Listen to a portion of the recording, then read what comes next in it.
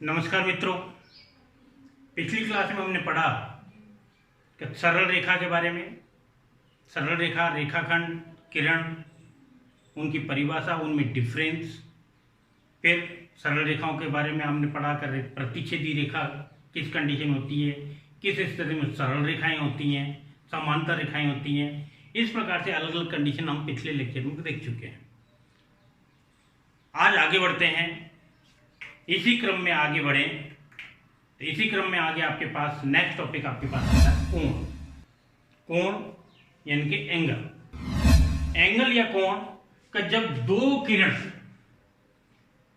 जिनका प्रारंभिक बिंदु एक ही है, एक ही प्रारंभिक बिंदु से निकलने वाली दो किरण यदि हैं,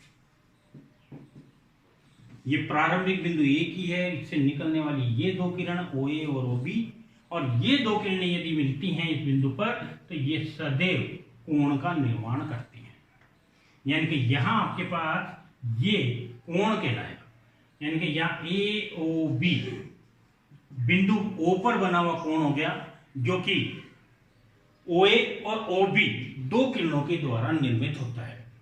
किरण OA और किरण OB, इनका प्रारंभिक बिंदु O है, O से निकलने वाली ये दो किरणें हैं, तो ये आपके पास बिंदु O पर कोण का निर्माण करती है। इसमें जिस बिंदु पर कोण का निर्माण होता है, ये इस कोण का शीर्ष कहलाता है। वो बिंदु इस कोण का शीर्ष कहलाएगा, जबकि इसमें OA और OB ये दोनों कोण की भुजाएं कहलाएंगी। OA और OB कोण की भुजा है और कोण का निर्माण बिंदु O पर हो रहा है, तो ये O इस कोण का शीर्ष है। दूसरे शब्दों में हम ये भी कह सकते हैं कि यदि आपके पास कोई किरण है, ये किसी स्थिर रेखा के साथ, स्थिर दिशा के साथ, ये आपके पास मान लीजिए स्थिर दिशा हुई, और इस स्थिर दिशा के साथ ये किरण यदि घूर्णन करती है, तो ये किरण जब भी घूर्णन करेगी स्थिर दिशा OA के सापेक्ष, ये किरण OA जब घूर्णन करती है बिंदु O के सापेक्ष, तो घूर्णन बिंदु पर सदैव ये कोण का निर्माण करती है। कोण जो बनता है, ये कोण दो प्रकार से मापित किया जाता है कि यदि घूर्णन आपके पास वामावर्त दिशा में, लेफ्ट हैंड साइड है, या कहते हैं क्लॉकवाइज, एंटी क्लॉकवाइज है, यानी कि घड़ी के सुई के घूमने की दिशा के विपरीत दिशा में यदि आपके पास कोण का मापन होता है, यानी कि कोण का मापन यदि आप इस प्रकार से इस ओर कर रहे हैं, ये दिशा यदि मेजरमेंट कर रहे हैं, तो वामावर्त दिशा में मापा गया कोण घड़ी के सुई के घूमने की दिशा के विपरीत दिशा में, हम जानते हैं कि घड़ी में जो सुई का घूर्णन होता है ये इस प्रकार से होता है, और इसके विपरीत दिशा में यदि बात करें तो विपरीत दिशा में ये आपके पास क्लॉकवाइज डायरेक्शन है, और इसके विपरीत दिशा में ऐसे मेजरमेंट करते हैं तो एंटी क्लॉकवाइज डायरेक्शन है। तो एंटी क्लॉकवाइज डायरेक्शन में घड़ी के सुई की घूमने की दिशा के विपरीत दिशा में मेजर किया गया जो एंगल है, मापा गया जो कोण है, ये कोण हमेशा धनात्मक कोण की श्रेणी में आता है। ये पॉजिटिव एंगल होगा, यानी कि एंटी क्लॉकवाइज मोशन होने पर ये एंगल जो होगा ये हमेशा पॉजिटिव होगा, धनात्मक होगा। लेकिन यदि कोण हम घड़ी के सुई के घूमने की दिशा के विपरीत दिशा में मापते हैं, यानी कि यदि आपके पास कोण का मापन इस दिशा में कर रहे हैं,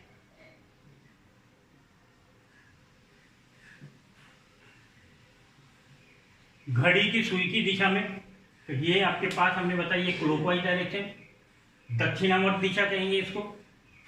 दक्षिणावर्त दिशा, राइट एंगल, ये आपके क्लॉकवाइज या दक्षिणावर्त। तो दक्षिणावर्त दिशा यदि है, क्लॉकवाइज यदि आपके डायरेक्शन है, तो ये आपके पास जो एंगल होगा ये एंगल हमेशा नेगेटिव होगा, ऋणात्मक होगा। तो हमेशा कोण का साइन जो होता है, चिन्ह जो होता है, इसका निर्धारण कोण मापन की दिशा पर निर्भर करेगा। कोण मापन यदि एंटी क्लॉकवाइज है तो हमेशा पॉजिटिव, और यदि क्लॉकवाइज है तो एंगल हमेशा नेगेटिव मेजर किया जाता है, ऋणात्मक मेजर होता है। कोण मापन की बात करें तो कोण मापन के लिए हम मेनली 3 पद्धति काम में लेते हैं, साष्टिक पद्धति, वृत्तीय पद्धति और सत्संग पद्धति। साष्टिक पद्धति में कोण मापन के लिए जो मात्रक काम लिया जाता है ये होता है डिग्री।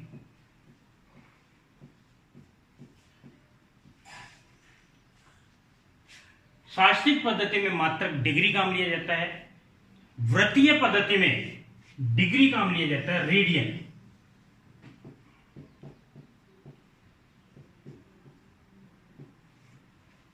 साष्टिक पद्धति में मात्रक डिग्री, वृत्तीय पद्धति में रेडियन और सत्संग पद्धति में आपके पास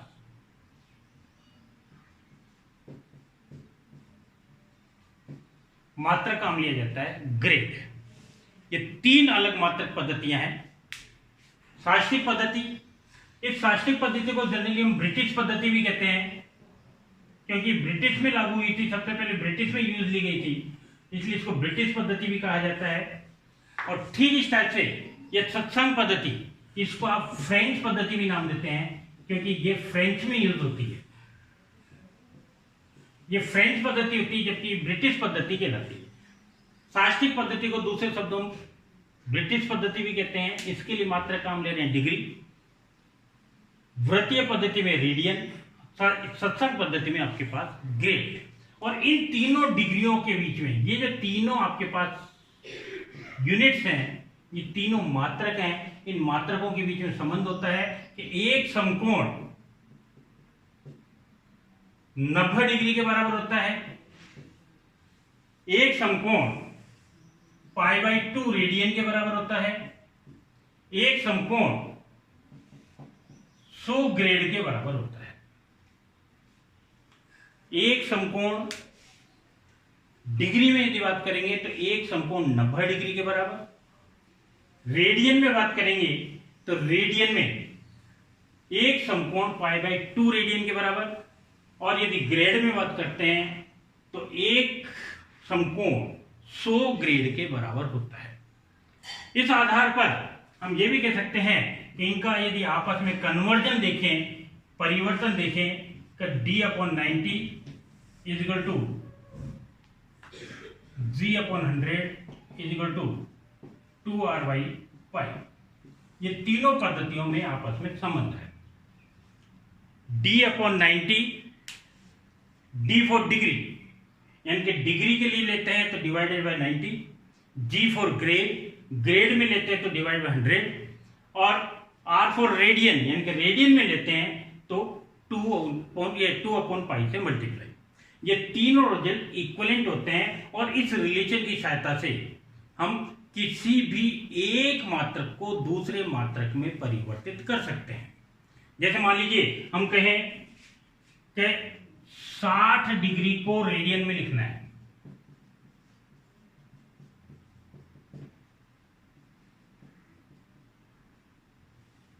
साठ डिग्री कितने रेडियन के बराबर है ये हमें बताना है। तो डिग्री और रेडियन का पूछ रहा है तो ये 2 पार्ट लेंगे। रिलेशन बताया D/90, D फॉर डिग्री, तो डिग्री बोल रहे हैं 60/90 बराबर 2R/π। हमें वैल्यू R की निकालनी है, ये इधर चला जाएगा, ये इधर जाएगा, तो आपके पास क्या होगा, R बराबर 60/90 गुणा π/2। सॉल्व कर लीजिए। 60 90 दूना 180, 60 180 कट गया 3, और आंसर आ गया π/3 रेडियन, यानी कि 60 डिग्री π/3 रेडियन के बराबर होता है। तो ये रिलेशन आपके पास एक मात्रक को दूसरे मात्रक में परिवर्तित करने में यूज लिया जा सकता है। ये इन तीनों मात्रकों के बीच में रिलेशन को, इन तीनों मात्रकों के बीच में संबंध को प्रदर्शित करता है। ये पद्धति आपके पास लगभग आउट ऑफ फोकस है, इसका उपयोग अब नहीं किया जाता है। फ्रेंच पद्धति या सत्संग पद्धति जो है ये आपके पास अब उपयोग में नहीं ली जाती है। फिलहाल अब आपके पास मेनली यूज में जो है ये केवल 2 पद्धतियां हैं, डिग्री और रेडियन। वृत्तीय पद्धति के अंतर्गत कोण की परिभाषा वृत्त के आधार पर दी जाती है। वृत्त के अंतर्गत किसी चाप, वृत्त की परिधि पर स्थित किन्हीं 2 बिंदुओं के मध्य वृत्त का जो भाग होता है वृत्त का चाप कहलाता है। तो वृत्त के किसी चाप को केंद्र से मिलाने वाली त्रिज्याओं के द्वारा हमेशा कोण का निर्माण होता है। तो यहां वृत्तीय पद्धति में जो कोण परिभाषित किया जाता है, वृत्तीय पद्धति के हिसाब से कोण का जो फार्मूला होता है ये चाप बटा त्रिज्या। ध्यान रहे, कोण का ये फार्मूला चाप बटे त्रिज्या वृत्तीय आधार पर है, इसलिए यहां पर कोण का मापन जो होगा, ये जो कोण होगा ये सदैव रेडियन फॉर्म में होगा। यहां मात्र कोण का रेडियन काम लिया जाएगा, क्योंकि यहां ये परिभाषा वृत्तीय पद्धति के आधार पर है, और वृत्तीय पद्धति में मैंने बताया मात्रक रेडियन काम लिया जाता है। तो यहां परिभाषा हमने कही है कि किसी भी वृत्त के चाप और त्रिज्या दोनों का अनुपातिक मान हमेशा कोण को प्रदर्शित करता है, इसलिए कोण का मात्रक रेडियन काम लिया जाता है। इस आधार पर आप यहां पर रेडियन की परिभाषा भी याद कर सकते हैं, और यहां इस आधार पर रेडियन की परिभाषा की बात करें तो रेडियन की परिभाषा में कि यदि मान लीजिए चाप और त्रिज्या आपस में समान हो जाए, तो चाप और त्रिज्या बराबर हो जाएंगे तो दोनों आपस में कैंसिल हो जाएंगे। तो इस स्थिति में कोण जो बचेगा ये हो जाएगा 1 रेडियन। तो इससे परिभाषा निकल के आती है 1 रेडियन की, कि 1 रेडियन कोण कितना होता है कि किसी वृत्त की परिधि पर त्रिज्या के बराबर चाप काटा जाए तो इस चाप के द्वारा केंद्र पर आंतरिक कोण का मान 1 रेडियन होता है। आगे देखिए हम क्या कहा कि यदि किसी वृत्त की परिधि पर चाप द्वारा ये चाप काटा गया चाप त्रिज्या के बराबर हो, परिधि पर चाप त्रिज्या के बराबर हो,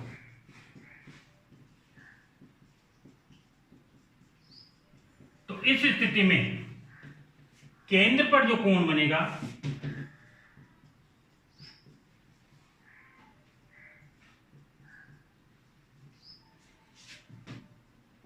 नहीं आ रहा यार,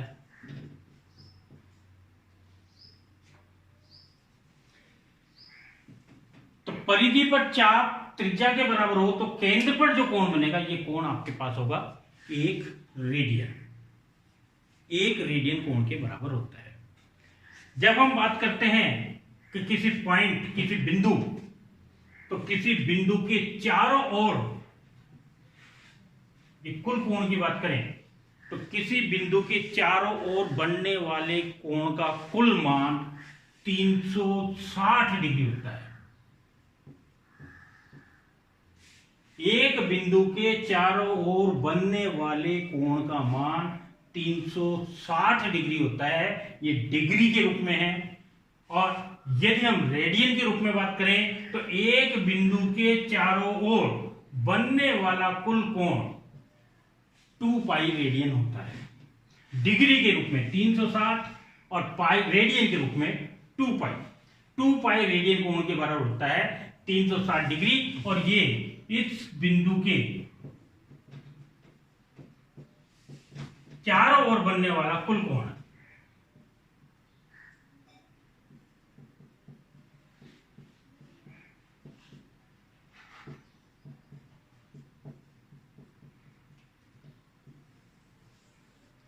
तो किसी एक बिंदु के चारों ओर बनने वाला कुल कोण डिग्री रूप में बात करते हैं तो 360 डिग्री, और रेडियन में बात करेंगे तो रेडियन के रूप में किसी बिंदु के चारों ओर बनने वाला टोटल कोण जो है ये 2 पाई रेडियन होता है। यानी कि हम ये कह सकते हैं 360 डिग्री 2 पाई रेडियन के बराबर, या ये कहते हैं कि पाई रेडियन 180 डिग्री के बराबर। पाई रेडियन 180 डिग्री के बराबर होता है।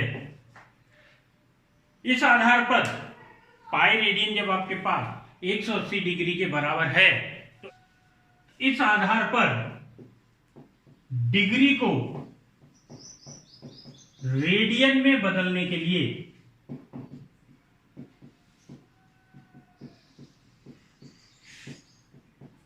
हमेशा पाई बटा 180 से गुणा करते हैं।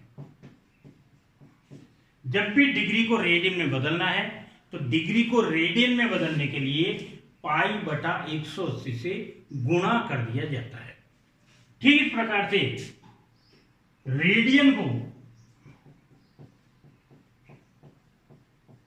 डिग्री में बदलने के लिए 180 बटा पाई से गुणा कर दिया जाए। जैसे मान लीजिए आपको 120 डिग्री को रेडियन बदलना है, 120 डिग्री और ये कितने रेडियन के बराबर होगा ये ज्ञात करना है। तो 120 डिग्री है तो इसको आप लिख सकते हैं कि 120 और गुणा में पाई बटा 180। अब 180 और पाई 120 यदि कैंसिल हो रहे कैंसिल कर दीजिए 60 के पार्ट से, तो ये आ गया 2 पाई बटा 3 रेडियन। फिर देखिए यदि मान लीजिए आपको चेंज करना है 270 डिग्री, 270 डिग्री को रेडियन में परिवर्तित करना है। 270 डिग्री तो 270 गुणा पाई बटा 180, 90 के पार्ट से कैंसिल हो रहा है, 90 के पार्ट से कैंसिल करेंगे तो आपके पास आएगा 3 पाई बटा 2। तो जब भी आपके पास कोण डिग्री में दिया हो और रेडियन में बदलना है तो रेडियन में बदलने के लिए पाई बटा 180 से गुणा कर दिया जाता है। कोण को डिग्री से रेडियन में बदलना है, पाई बटा 180 से गुणा। फिर दोबारा देखिए उल्टा करें हम, रेडियन को डिग्री में बदलना। मान लीजिए आपके पास कहा है कि 5/6 पाई रेडियन और इसका डिग्री में बताना मान कि इसका डिग्री में मान क्या होगा। 5 पाई/6 रेडियन का मान डिग्री में क्या होगा ये आपको बताना है। तो पाई/6 रेडियन, तो इसको डिग्री में बदलने के लिए हमने बताया कि 180 बटा पाई से गुणा, पाई से पाई कैंसिल, 6 × 18 और रिजल्ट आ गया आपके पास 150 डिग्री, यानी कि 5 पाई बटा 6 बराबर 150 डिग्री। तो कुल मिला के हमारे पास रिजल्ट रहा कि जब भी डिग्री को रेडियन बदलना है तो डिग्री को रेडियन बदलने के लिए पाई बटा 180 से गुणा, और जब भी रेडियन को डिग्री में बदलना है तो 180 बटा पाई से गुणा कर दिया जाता है। हमेशा आपके पास ये जो प्रोडक्ट चलेगा मल्टीप्लाई फॉर्म में, रिवर्स फॉर्म में, उल्टा। मान लीजिए आपके पास कहते हैं कि 5 रेडियन बराबर क्या होगा, 5 रेडियन का मान कितना होगा। तो 5 रेडियन, तो 5 रेडियन को बदलना है तो रेडियन को बदलने के लिए हमने बताया कि 180 बटा पाई से गुणा, यानी कि 5 रेडियन को बदलना है डिग्री में तो आ जाएगा 5 गुणा 180 बटा पाई,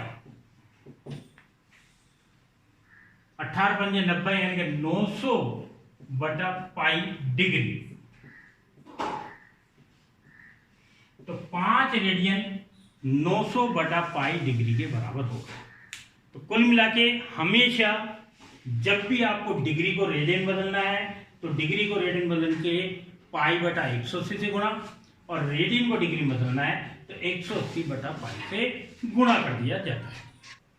हमने बताया किसी बिंदु के चारों ओर मापे गए कोण का मान टोटल 360 डिग्री, एक बिंदु के चारों ओर बनाए गए कोण का कुल मान 360 डिग्री, और इस 360 डिग्री को हम 4 बराबर भागों में विभाजित करते हैं।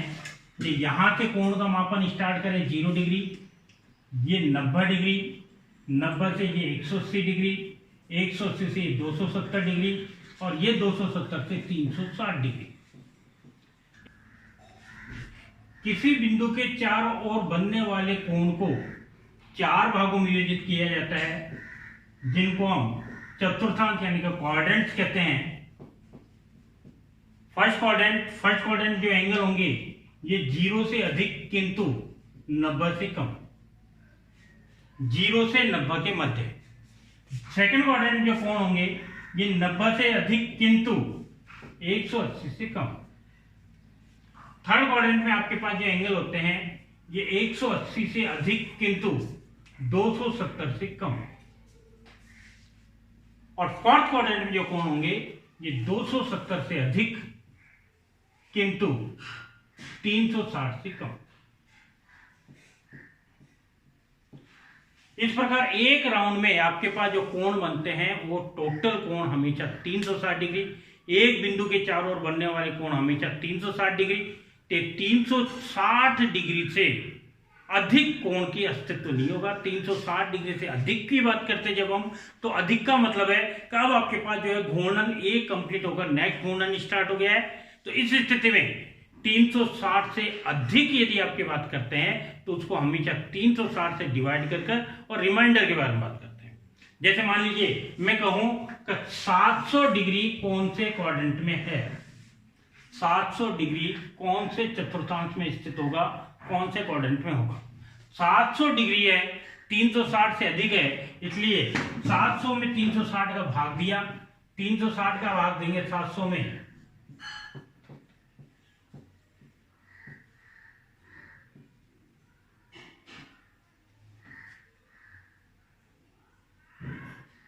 तो रिजल्ट 340। 700 में 360 का भाग दिया, रिजल्ट 340 हुआ। यानी कि 700 डिग्री की यदि बात करेंगे तो हम 340 डिग्री के लिए बात करेंगे। जो 340 की स्थिति होगी वही 700 की स्थिति होगी। 340 की बात करेंगे तो 340 आपके पास 270 से अधिक है किंतु 360 से कम है, 270 से 360 के मध्य है और ये आपके फोर्थ क्वाड्रेंट है, यानी कि इसकी पोजीशन कहेंगे कि फोर्थ क्वाड्रेंट में होगा। 1480 को चेक करना है तो 1480 इसको 360 का यदि भाग देंगे तो 360 का भाग दिया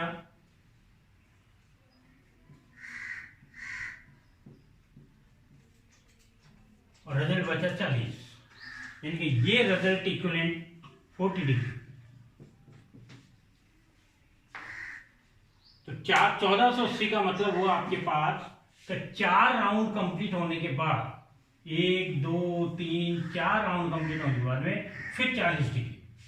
तो हम केवल 40 डिग्री की बात करेंगे। 1480 का मतलब आ गया 360 में 360 का भाग दिया 1480 में, रिमाइंडर ये आया तो हम केवल रिमाइंडर की बात करेंगे और रिमाइंडर अब ये आ गया तो 40 डिग्री आपके पास 90 से कम है और 90 से कम है तो ये आपके पास फर्स्ट क्वाड्रेंट में स्थित होगा। तो कुल मिला के कोण का निर्धारण हमेशा, क्वाड्रेंट का निर्धारण हमेशा इस आधार पर किया जाए। ऋणात्मक कोणों के लिए आप एंटी क्लॉकवाइज चलते हैं, क्लॉकवाइज चलते हैं। क्लॉकवाइज में आपके पास ये 0, ये माइनस का 90, ये माइनस का 180, ये माइनस का 270 और ये माइनस का 360। इस प्रकार से यदि आप माइनस 90 से और 0 डिग्री के बीच की बात करेंगे तो ये अब आपके पास फर्स्ट क्वाड्रेंट के बजाय फोर्थ क्वाड्रेंट होगा। पॉजिटिव में आपके पास ये फर्स्ट क्वाड्रेंट होता है, लेकिन यहां नेगेटिव में आपके पास फोर्थ क्वाड्रेंट होगा। माइनस 90 से माइनस 180 के बीच की यदि बात करेंगे तो माइनस 180 से माइनस 90 के बीच में आपके पास आपके थर्ड क्वाड्रेंट होगा। ठीक इस प्रकार से माइनस 270 से माइनस 180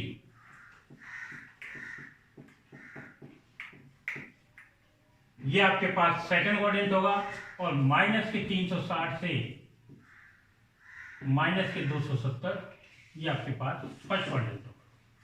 तो धनात्मक कोण है, पॉजिटिव एंगल है, तो इसके लिए आपके पास जो रोटेशन होगा ये एंटी क्लॉकवाइज, जबकि नेगेटिव के लिए आपके पास जो होगा ये आपकी क्लॉकवाइज रोटेशन होगा। और इस बिहाफ पर आप इसकी क्वाड्रेंट की व्याख्या करते हैं, चतुर्थांश के बारे में बताते हैं, क्वाड्रेंट बताते हैं, कौन से क्वाड्रेंट में एंगल स्थित होगा। अब हम बात करते हैं मापन के आधार पर कोणों के वर्गीकरण की। कोणों को वर्गीकृत किया जाता है मापन के आधार पर यदि बात करें, यानी कि इसकी वैल्यू के बिहाफ पर हमने बताया कि कोण 360 डिग्री से अधिक नहीं होगा। 360 से कम डिग्री के अंतर्गत यदि हम बात करते हैं तो कोणों के हम प्रकार की बात करें, अब कोणों के प्रकार मापन के आधार, तो मापन के आधार पर यदि बात करें, मापन के आधार पर कोणों का विभाजन की बात करते हैं तो मापन के आधार पर कोणों को आपके पास मुख्य रूप से 6 भागों में विभाजित किया जाता है। पहला आपके पास है न्यून कोण, मीन्स एक्यूट एंगल। वे सभी एंगल जो कि 0 से 90 डिग्री के मध्य होते हैं, 0 से 90 डिग्री के मध्य मापे जाने वाले कोण एक्यूट एंगल के अंतर्गत आते हैं, न्यून कोण कहलाते हैं। जैसे 60 डिग्री, 75 डिग्री, 89 डिग्री, ये आपके पास एक्यूट एंगल यानी कि न्यून कोण के अंतर्गत आता है। ठीक 90 डिग्री वाला जो कोण है, इस कोण को आप नाम देते हैं समकोण, यानी कि वे कोण जो कि ठीक 90 डिग्री के होते हैं समकोण कहलाएंगे। 90 डिग्री से और 180 के बीच के कोण, यानी कि वे कोण जो 90 डिग्री से ज्यादा है किंतु 180 डिग्री कम है, ये आपके पास अधिक कोण कहलाते हैं, यानी कि एक्यूट एंगल कहलाते हैं। इनको हम एक्यूट एंगल यानी कि अधिक कोण कहेंगे, जो कि 90 डिग्री से अधिक है किंतु 180 से कम है। ठीक 180 डिग्री वाला कोण, जिसका वैल्यू फिक्स 180 डिग्री है, इस कोण को हम कहते हैं सरल रेखीय कोण अथवा रिजिड कोण। सरल रेखीय अथवा रिजिड कोण जिसकी वैल्यू ठीक 180 डिग्री हो, और 180 से अधिक वाले जितने भी कोण हैं, इन सारे कोणों को हम नाम देते हैं वृहत कोण या प्रतिवर्ती कोण। वृहत कोण या प्रतिवर्ती कोण, रिफ्लेक्स एंगल, तो रिफ्लेक्स एंगल या वृहत कोण यानी कि प्रतिवर्ती कोण, वे सभी कोण जो कि 180 डिग्री से अधिक हो। हमने कहा कोणों का मापन ठीक 360 तक ही होता है, तो इसका मतलब 180 से अधिक तो 360 से कम। और ठीक 360 डिग्री वाले कोण की बात करते हैं, तो ठीक 360 वाला कोण जो है ये आपके कंप्लीट एंगल यानी कि संपूर्ण कोण कहलाता है। इसी के साथ आपके पास ये टॉपिक हम यही एंड करते हैं। कल हम इस एंगल में ही आगे बढ़ेंगे। तब तक के लिए धन्यवाद। Thank you, good bye.